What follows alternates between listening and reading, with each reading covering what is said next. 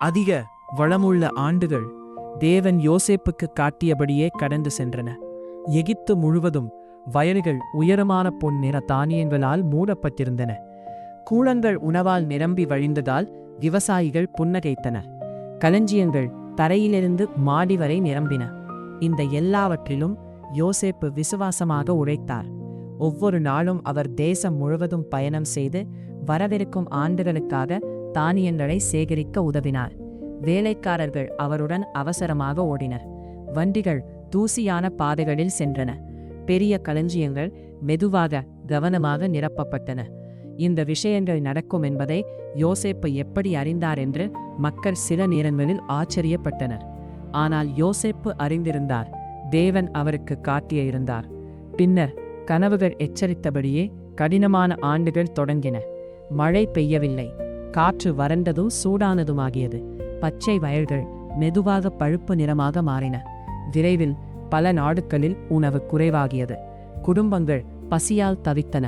கிராமங்கள் கவலையடைந்தன. தொலைவிலுள்ள கானான் தேசத்தில் யோசேப்பின் குடும்பமும் அந்த பஞ்சத்தை உணரத் தொடங்கியது. யோசேப்பின் தந்தையான யாக்கோபு வீட்டில் காலியான உணவுக் குடங்களை பார்த்தார். அவரது மகன்கள் அமைதியாக அருகில் உட்கார்ந்திருந்தார்கள். அப்போது யாக்கோபு ஒரு முக்கியமான செய்தியை கேட்டார். எகிப்தில் தானியம் இருக்கிறது. மக்கள் கிசுகிசுத்தனர். எகிப்தில் இன்னும் உணவு இருக்கிறது. யாக்கோபு தனது மகன்களை நோக்கி திரும்பினார். நீங்கள் ஏன் இங்கே ஒருவரை ஒருவர் பார்த்து கொண்டிருக்கிறீர்கள் என்று மெதுவாக கேட்டார். எகிப்துக்கு போய் தானியம் வாங்கி வாருங்கள். நம் குடும்பம் உயிரோடு இருக்க வேண்டும்.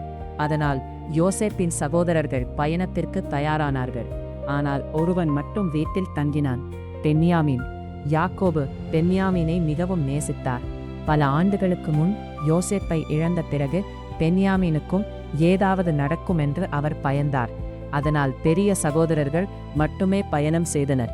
அவர்கள் பாலைவனங்களையும் கற்களான பாதைகளையும் கடந்து நடந்தனர். நாளுக்கு நாள் அவர்கள் எகிப்தை நோக்கி பயணித்தனர். இறுதியில் அவர்கள் பெரிய நகரத்தை அடைந்தனர். உயரமான கட்டிடங்கள் அவர்களைச் சூழ்ந்திருந்தன. கூட்டம் நிறைந்த சந்தைகள் தெருக்களை நிரப்பின. அரச களஞ்சியங்களிலிருந்து வேலைக்காரர்கள் தானிய கூடங்களை எடுத்துச் சென்றனர். இப்போது யோசேப்பு அந்த நாட்டின் ஆளுநராக இருந்தார். பல நாடுகளிலிருந்து மக்கள் வந்து அவருக்கு முன் தலைவணங்கி உணவு கேட்டனர். ஒரு நாள் யோசேப்பு மேலே பார்த்தார். அவரது சகோதரர்கள் அவருக்கு முன் நின்றதை கண்டார். ஒரு கணம் அவரது இதயம் நின்றது போல இருந்தது.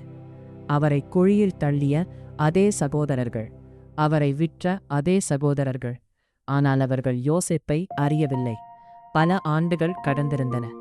இப்போது யோசேப்பு எகிப்தின் அழகான ஆடைகளை அணிந்திருந்தார். அவர் ஒரு ஆட்சியாளரைப் போல பேசினார். வேலைக்காரர்கள் அவருடன் நின்றனர். சகோதரர்கள் அவருக்கு முன் தலைவணங்கினர். அப்போது யோசேப்புக்கு இளமையில் தேவன் கொடுத்த கனவுகள் நினைவுக்கு வந்தது. சகோதரர்கள் அவருக்கு முன் வணங்கும் கனவுகள். அவை ஒரு காலத்தில் முடியாதவை போல தோன்றின. ஆனால் இப்போது அவை நனவாகின. யோசேப்பின் உள்ளத்தில் பல உணர்வுகள் ஒரே நேரத்தில் எழுந்தன. ஒரு பக்கம் அவர் ஓடிப்போய் சகோதரர்களை அணைக்க விரும்பினார். மற்றொரு பக்கம் அவர்கள் செய்த காயத்தை நினைத்தார். ஆனால் யோசேப்பு அமைதியாக இருந்தார். அவர்கள் அவரை அறியாதபடி மொழிபெயர்ப்பாளரின் மூலம் உறுதியுடன் பேசினார். நீங்கள் எங்கிருந்து வந்தீர்கள் என்று கேட்டார். கானான் தேசத்திலிருந்து அவர்கள் பதிலளித்தனர். நாங்கள் உணவு வாங்க வந்தோம். யோசேப்பு அவர்களை கவனமாக நோக்கினார். அவரது பார்வையில் அவர்கள் பதட்டமாக அசைந்தனர்.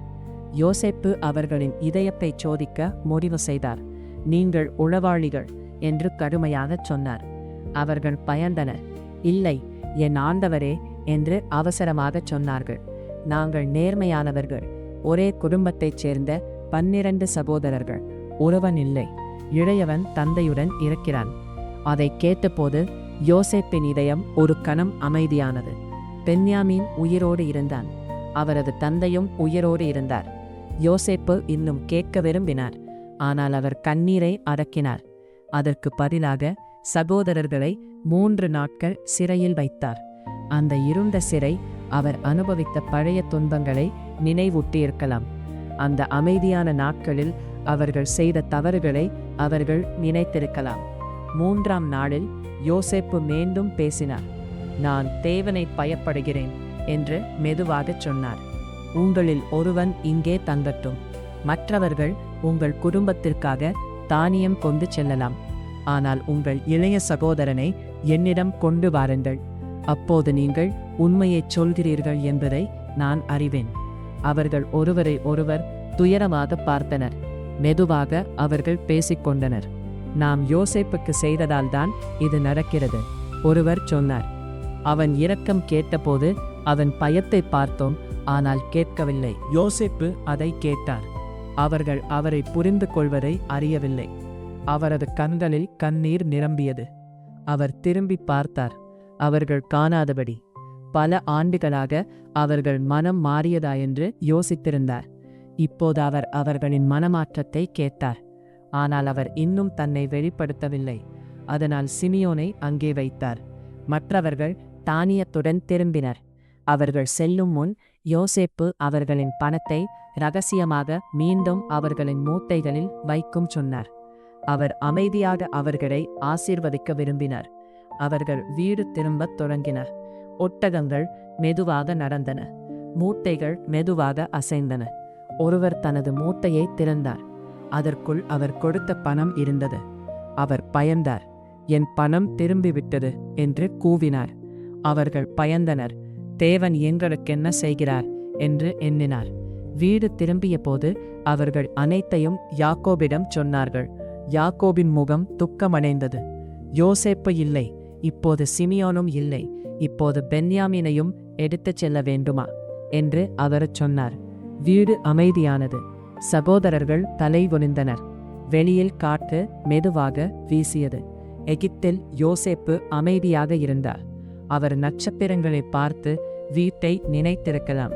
பென்யாமீனை எப்போது பார்க்கலாம் என்று எண்ணியிருக்கலாம். ஆனால் தேவன் தொடர்ந்து செயல்பட்டு கொண்டிருந்தார். மெதுவாக, அமைதியாக, சரியான நேரத்தில்.